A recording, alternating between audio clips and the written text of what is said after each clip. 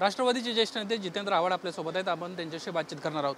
तुमचा एक ट्विट सध्या प्रचंड चर्चेमध्ये आहे. ज्या पद्धतीनं आशिष शेलार यांनी ट्विट केलं आणि त्यानंतर संपूर्ण समाजातूनच त्यांना त्या ट्विट संदर्भामध्ये टीका होती. असं आहे की आपल्याला आया बहिणी आहेत की नाही आहेत.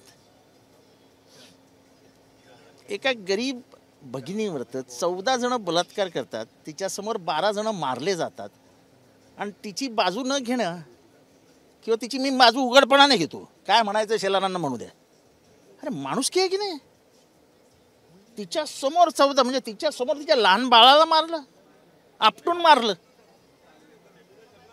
आणि अशा नराधमांच्या विरोधात बोललं तर तुम्हाला राग येतो. म्हणजे तुम्हाला हृदय आहे की नाही आहे.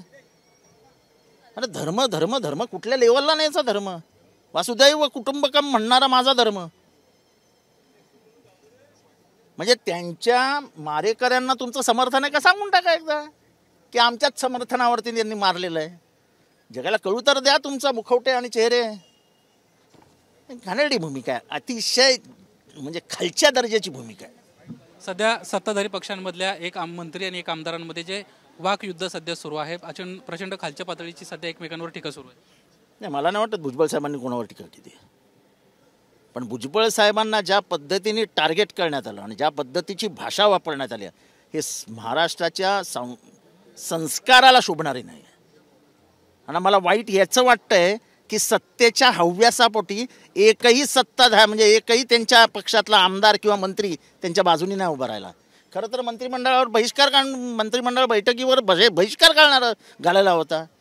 आमच्याबरोबर असं अजित पवार किती चिडचिड करायचे.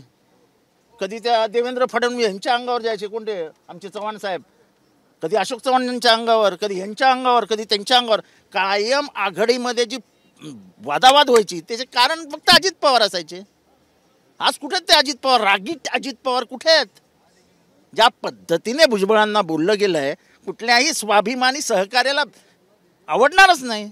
मी त्यांचा सहकारी आहे पूर्वश्रमीचा. मी त्यांचा आज म्हणजे मोठा त्यांचे मी क्रिटिसिझमसुद्धा करत असतो. पण दॅट डझंट मीन की त्यांना ह्या पद्धतीने बोलावं. आणि मंत्रिमंडळातला एक माणूस पुढे येत नाही की तुम्ही बाजूला जाताना जोपर्यंत भुजबळांच्या वास्तव्याचा फायदा होतोय तोपर्यंत तुम्ही त्यांच्याबरोबर राहिलात.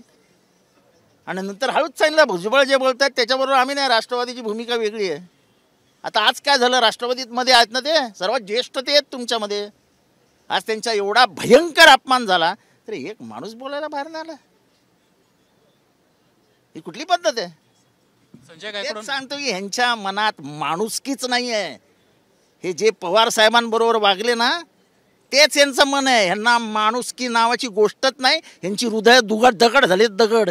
संजय गायकवाड सातत्यानं असं काहीतरी तो काय बोलतोय महत्वाचं नाही मला, त्याचा स्वभाव आहे. अरे पण तुमच्या बापाला, तुमच्या मंत्रिमंडळात जो बाप आहे, सर्वात वयोवृद्ध नेते जे आहेत त्यांच्याबद्दल असा बोलल्यानंतर तुम्हाला तुमच्या हृदयाला काहीच वाटत नाही. दगड झाले आहेत. आणि म्हणून मी म्हणतो की त्यांची हृदय दगड झाली आहेत. ज्या पद्धतीने शरद पवार साहेबांवर बोलले किंवा भुजबळांवर बोलल्यानंतर त्यांनी जो पळ काढलाय त्याच्यात काही आश्चर्य वाटायची गरज नाही. सत्तेसाठी वाटेल ते कुठेतरी. म्हणूनच भुजबळ साहेब भाजपची वाट धरतात. कारण काय कुठली वाट धरतात त्यांना धरू द्या, त्याच्याशी माझं काही घेणं देणं नाही. पण मी त्यांचा जुना सहकारी आहे. एक महाराष्ट्राच्या राजकारणाला एक सुसंस्कृतपणा आहे. हे काय पेकाटात आणि काय काय हे काय कुठली भाषा आहे फालतू. महाराष्ट्राच्या जनमानसाला सुद्धा ही भाषा आवडत नाही. शेलार काय बोलतायत, हे काय बोलतायत, बलात्काराचं समर्थन काय करतायत, बलात्कारांनी म्हणजे काय वाटेल ते बोलावं. अरे 14 जण मेली तिच्या घरासमोर आणि 14 जणांनी बलात्कार केला तिच्यावर. तिचं नाव घेतलं म्हणून तुम्ही दुसऱ्यावर टीका करताय. फोन केला नाही, मी फोन वगैरे काय केला नव्हता. मी करतो ते उघडपणाने करतो. असे गपचूप फोन करून साहेब मी तुमच्याबरोबर आहे ते धंदे मला नाही जमत. उघडपणाने मी भुजबळांबरोबर आहे. अशा लढाईत नो कॉम्प्रोमाइज. ही भाषाच नाही कोणी बोलायला पाहिजे. आणि हे समर्थन का करतायत, कारण का ह्यांनी काकाशी असेच वागले ना. जा ना, रिटायर व्हा ना, कशाला मध्ये मध्ये करताय ते. हे भुजबळांनी लक्षात घ्यावं. आता महाविकास आघाडीची बैठक चालू आहे. मी चाललोय बैठकीला. आपण पाहतोय महाविकास आघाडीची बैठक चालू आहे. जितेंद्र आव्हाड बैठकीला पुन्हा एकदा गेलेले आहेत. मात्र ज्या पद्धतीनं छगन भुजबळांवर टीका होते यावरून प्रचंड जितेंद्र आव्हाड यांनी सत्ताधारी पक्षावर टीका केली आहे आणि मंत्रिमंडळांमध्ये कुठेही समन्वय नाही अशा पद्धतीची देखील टीका या निमित्तानं त्यांनी केली आहे. कॅमेरामन अनिल पवारसह निलेश बुदावले, एबीपी माझा, मुंबई. एबीपी माझा, उघडा डोळे बघा नीट.